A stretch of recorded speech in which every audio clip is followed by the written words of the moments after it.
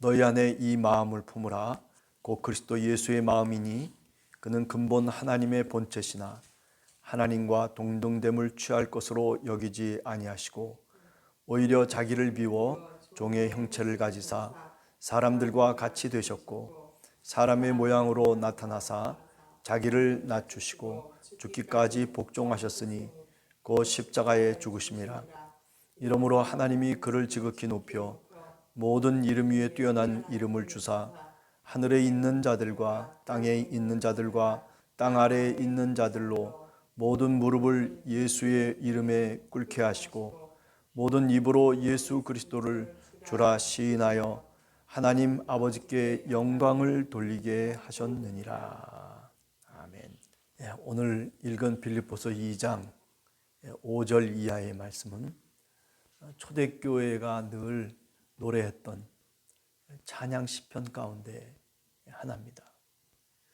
그 찬양 시편을 사도 바울이 빌립보 교회에 편지를 하면서 그분이 하나님이신데도 불구하고 이 땅에 성육신 하셔서 그래서 우리를 위해서 십자가에 돌아가시는 자기를 죽기까지 낮추셨던 그리스도로서의 모습을 우리들에게 또 빌립보 교인들에게 소개해주고 있다라고 하는 점을 우리가 한번 먼저 생각하게 됩니다. 너희 안에 이 마음을 품으라. 그리스도 예수의 마음이라고 그렇게 얘기했습니다. 그리스도 예수의 마음이 어떤 마음인지를 그렇게 쉽게 가슴 속에 와닿으면서 그렇구나라고 그렇게 고백할 수 있는 경우들이 얼마나 있을까라는 생각을 해봅니다. 어머니의 마음이 어떤 마음일까? 바로 이 예수 그리스도의 마음이 아닐까라는 생각을 하는 거죠. 죽기까지 자기를 희생하면서 진자리 마른 자리 갈아 누이시며 손발이 다 닳도록 고생하셨던 고전적인 어머니의 모습도 사실 우리들에게 있지 않나라는 생각을 해보죠. 그러면서 동시에 이런 생각도 해봅니다. 나는 과연 부모로서 어떤 역할을 하면서 오늘 또 이 시대를 살아가고 있나라고 하는 거죠. 우리 함께하는 교회 성도들, 부모로서 과연 나는 어떤 점수를 줄 수 있는 사람인가 한번 스스로 질문을 하며 반문을 해보게 됩니다. 오늘 성경 말씀을 읽으면서 그런 생각을 해봅니다. 우리가 예수 그리스도를 분명히 깨닫고 또 예수 그리스도의 마음을 갖고 우리가 세상을 살아간다라고 하는 것은 곧 어머니의 마음이겠다라는 생각을 해봅니다. 자기를 비이고 자기를 채우는 게 아니죠. 물론 이기적인 어머니도 있어가지고 그래서 자식을 못 살게 굴기도 하고 여러 가지 좋지 않은 영향을 주는 그런 모습들도 물론 있겠지만은 그러나 어머니라고 하는 사전적인 의미 자체를 갖고서 우리가 생각을 해보면 그런 모습은 아니죠. 그렇죠?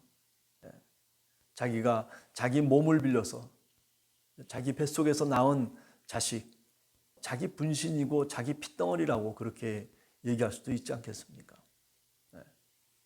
그렇기 때문에 아버지보다도 특별히 어머니는 더 자녀에 대한 애정을 갖고 그리고 관심을 갖고 그렇기 때문에 정말 그 사랑이라고 하는 것은 정말 감히 우리가 상상할 수 없을 만큼 어떤 사람들이 그런 얘기까지 하더라고요. 어머니는 제2의 하나님이시다.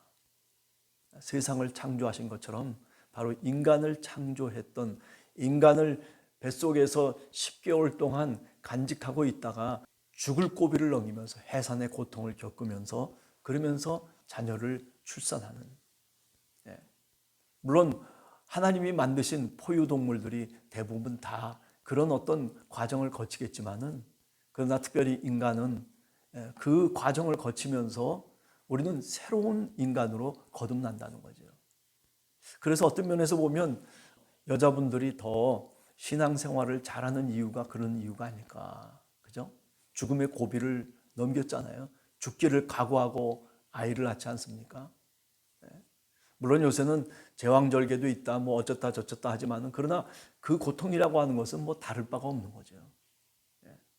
오늘 여기 너희 안에 이 마음을 품으라 곧 그리스도 예수의 마음이다 라고 하는 이 마음은 어머니의 마음으로 대치시켜도 제가 보기에는 유사한 그런 내용들을 우리가 분명히 말할 수 있고 고백할 수 있을 것이다 라고 하는 거죠.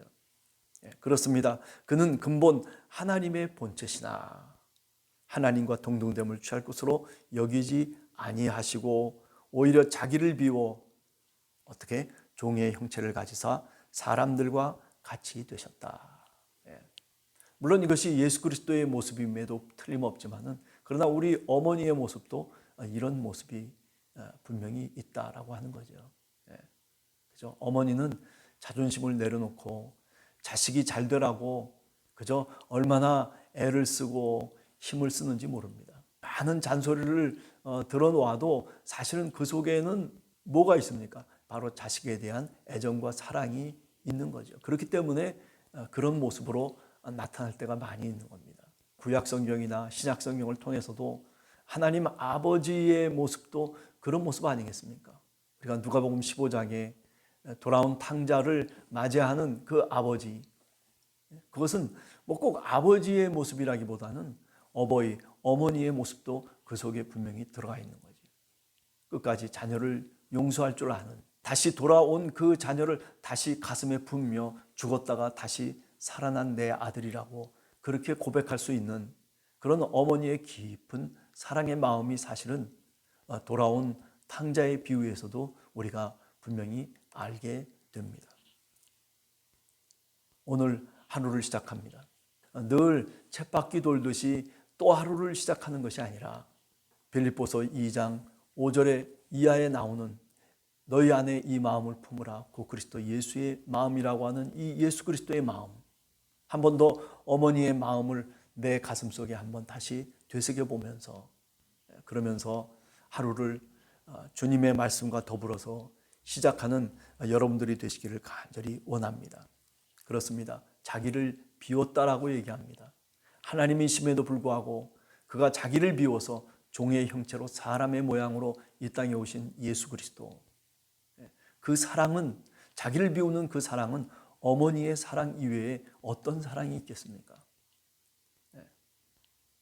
그러므로 우리가 이 땅에 살아가는 것이 그저 단순하게 살아가는 것이 아니라 자기를 비운 만큼의 그 사랑을 내가 사실은 내 삶 속에 짊어지고 이 땅에 우리가 자녀로서 살아가고 있다는 것을 분명히 명심해야 될 것입니다.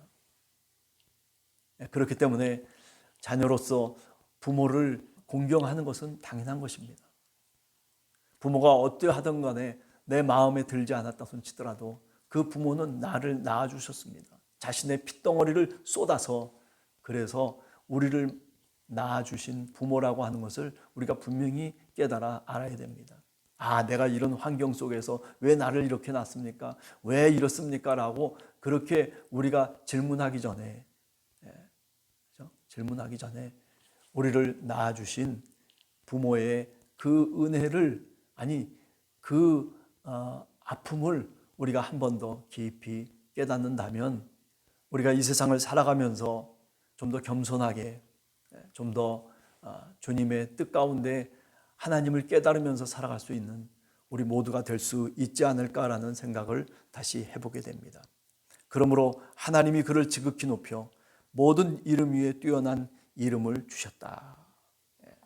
그죠? 모든 이름 위에 뛰어난 이름.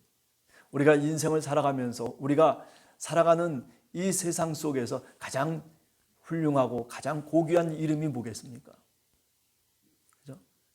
뭐 하나님 아버지 그 이름, 그거 못지않게 나를 낳아주시고 길러주신 어머니라고 하는, 어버이라고 하는 그 이름, 그것 역시 고귀한 이름이고 가치 있는 이름이라고 하는 것을 우리가 다시 깨닫게 됩니다. 오늘은 어버이날입니다. 5월 8일. 우리가 어떻게 그 어버이의 마음을 우리가 깨닫고 알 수 있느냐라고 하는 것은 오늘 다시 빌립보서 2장 5절 이하에 나오는 예수 그리스도 찬양 시편을 통해서 우리가 다시 한번 오늘 또 묵상하면서 하루를 시작하는 여러분들 되시기를 간절히 주님의 이름으로 축원합니다. 같이 기도하겠습니다.